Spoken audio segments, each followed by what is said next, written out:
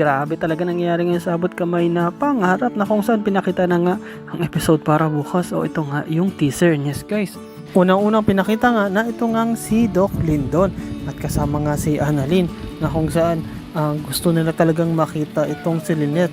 Kaya nga ginawa nila is sinubukan nilang sundan ito nga si Harry. Yes guys, ito nga si Harry is umalis. Kung matandaan ninyo, is sinabol nga siya ng kaibigan niya, no? At tinanong siya kung saan siya pupunta at sinabi naman nito ni Harry na dyan, wala lang, mag-workout lang ako kasi ang daming stress, so kailangan ko mag-workout para mawala yung stress ko. At umalis nga ito, ngunit hindi naniwala itong sila Lindon at si Annalyn, kaya gusto nila itong sundan.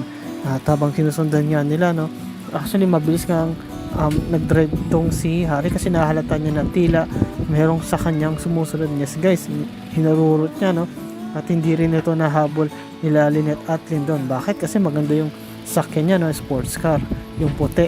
At yes guys, talaga makita mo si Harry, ginagawa niya lahat para kumbaga parang tinatago niya, no, na talagang pupunta siya o hinahanap niya ang kanyang tatay Carlos. Kasi nga naniniwala siya ng tatay Carlos niya is kahit may masamang ugali, is naniniwala siya na hindi niya gagawin na kidnapin nga itong si Lynette.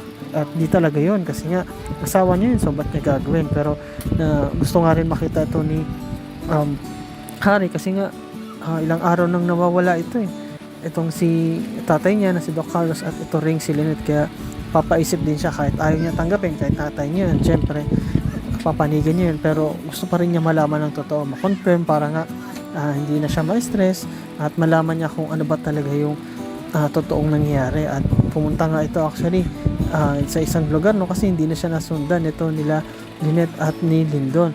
At pagbili nga niya ng soft drinks doon sa may kanto, no, nakita niya o narinig niya na pinag-uusapan itong Doc Carlos o itong ang tatay niya. At ito nga si Arman, no, pagkamarites din, no, at pinento nga niya kasi kung matandaan niya itong si Arman yung sanang tutulong kay Lynette, kaso lang nahilo si Lynette at nakuha nga ito ni Carlos. At pinento nga ni Carlos kay Arman na tila baliw itong si Lynette. Kumbaga ayun yung pinalabas niya At nagpatulong pa nga itong si Doc Carlos na magpasok doon sa asawa niya si Lynette doon sa may kwarto, no? At nagpasalamat pa. Kumbaga maganda yung strategy talaga dito ni Carlos para hindi siya mahalata. Gagawa niya ng kwento ng asawa niya, mas babait-baitan siya. Ayun naman yung ginagawa niya at doon siya magaling, doon siya sanay. At napaniwala nga niya itong si Arman, kaya chinika niya to, minartes niya to sa kanyang mga tropa doon sa may kanto. Pero narinig yun ni Harry at sabi pa nga niya na, excuse me, tatay o si Doc Carlos ba yung nag-usapan ninyo o yung tatay ko? And then sinabi nila Arman na, oh, bakit, kilala mo ba siya?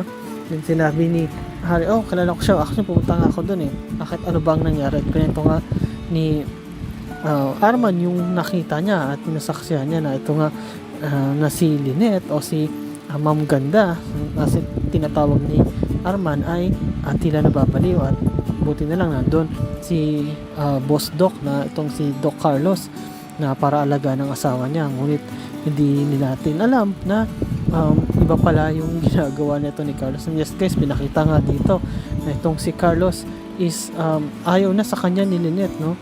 Sabi nga ni Lynette na gusto ko nang umalis dito. Ngunit itong si Carlos hindi siya pumapayag na mawala si Lynette. Bakit?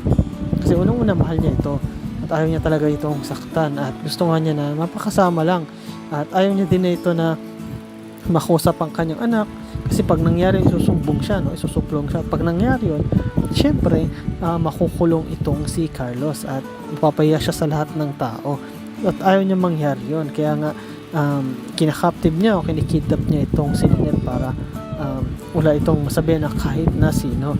And yes guys, ito nga pinakita na talagang nainis na si Lynette, ayaw niya na kay Carlos at nagagalit na rin itong si Carlos kasi ayaw nga tumigil o tumahimik nito ni Lynette at hanggang sa nasaktan nga ni Carlos itong asawa niya. Yes guys, no, kawawa talaga si Lynette. Sabi ni Lynette, aalis ako dito, gagawa ko ng paraan para makatakas ako. Ngunit sinabi ni Carlos na hindi mo magagawa yan. Bakit? Dahil dito ka lang. At ang ginawa nga ni Carlos is sinuntok niya dito sa sikmura itong si Lynette, no? Pinagsusuntok niya at makita mo si Lynette na nasa in pain siya. Kumbaga masakit ang ginawa niya kasi sinikmurahan ba naman makita mo na battered wipe na itong si Lynette. And yes guys, kawawa naman ito, no? Hindi niya ini-expect kay Carlos yun, kasi ini-expect nga niya na mabait ito at mahal siya, pero nakahalata siya dyan nung bago sila ikasal, sinasaktan na siya, at kahit nung kinasal na sila, ito na yung pinaka worst na ginawa niya. At sigurado nagsisisi na nga itong si Lynette at nagpakasal siya dito kay Carlos na akala niya mabait, ngunit hindi pala, at akala niya rin na magbabago o mapababago niya yung ugali nito, pero hindi. Talagang natatakot na siya na baka siya rin ay mapatay katulad ng ginawa niya dito kay Irene. Yes guys, ito nga pinakita din na nag-uusap nga itong si RJ at itong si Giselle. Yes guys, yung mag-ate nag-uusap nyo at gustong-gusto nga nila matulungan itong si Lynette kasi ilang araw nang nawawala hindi nila makita, at talagang suspect nila itong si Doc Carlos. At sabi na nga, nag-suggest na nga dito itong si Giselle na, bakit kaya, pahanap na natin, paimbestigahan na natin kung nasan itong si Carlos. Tawag na tayo ng private investigator para dito. At habang nag-uusap nga sila guys, napadaan nga itong anak ni Giselle na si Justin, at sinabi niya na,